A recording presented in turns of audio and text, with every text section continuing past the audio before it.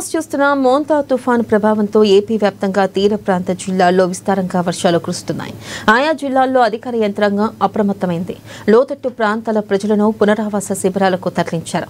కోనసీమ జిల్లా వ్యాప్తంగా విస్తారంగా వర్షాలు కురుస్తున్నాయి. వర్షం కారణంగా పలు చోట్ల విద్యుత్ సరఫరాలో అంతరాయం ఏర్పడింది. పలు మండలాల్లో ఈదురు గాలులు వీస్తున్నాయి.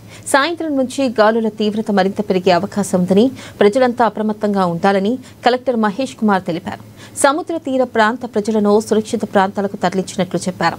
కాకినాడ జిల్లా ఉప్పాడ తీరంలో కెరటాల ఉధృతి మరింత పెరిగింది. ఈ ప్రభావంతో ఉప్పాడ నుంచి కాకినాడ వెళ్లే బీచ్ రోడ్ ధ్వంసమైంది.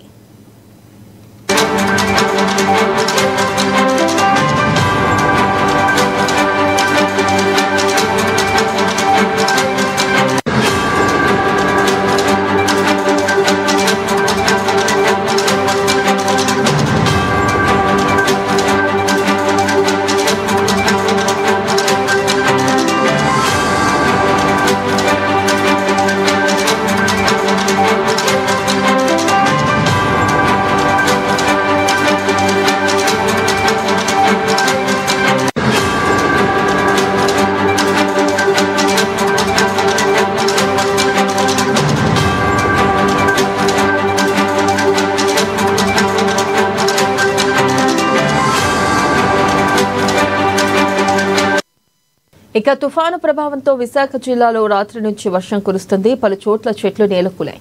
లోతట్టు ప్రాంతాల ప్రజలు అప్రమత్తంగా ఉండాలని అధికారులు సూచించారు. ప్రజలు అవసరమైతే తప్ప బయటకు రావద్దని పేర్కొన్నారు. తుఫాను కారణంగా విశాఖకు వచ్చే 16 రైళ్లు రద్దయ్యాయి. ఇండిగో, ఎయిర్ ఇండియా విమాన సర్వీసులు కూడా నిలిచిపోయాయి. తుఫాను సహాయక చర్యల కోసం తూర్పు నౌకాదళం సన్నద్దమైంది.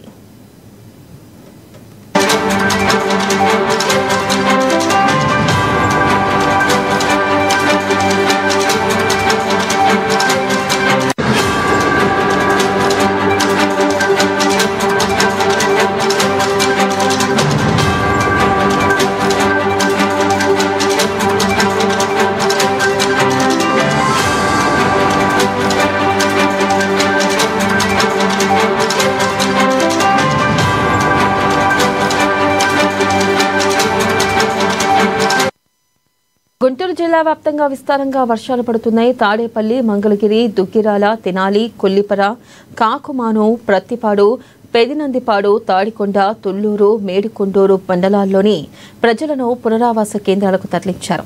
గుంటూరు నగరపాలక సంస్థ పరిధిలో 72 పునరావాస కేంద్రాలు ఏర్పాటు చేశారు. జీఎంసీ పరిధిలోని 3 నియోజకవర్గాలను 3 డిప్యూటీ కమిషనర్లు పర్యవేక్షిస్తున్నారు.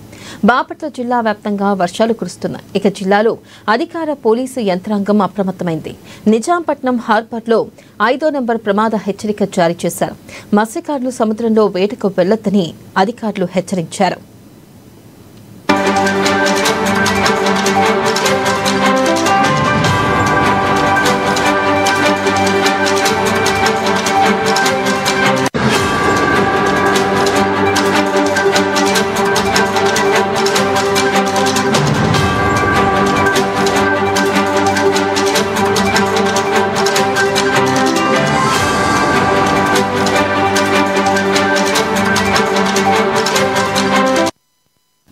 నెల్లూరు జిల్లాలో ఎడతెరిపిలేని వర్షాలు కురుస్తున్నాయి. పలు చోట్ల భారీ, కొన్ని చోట్ల మోస్తారు వర్షాలు పడుతున్నాయి.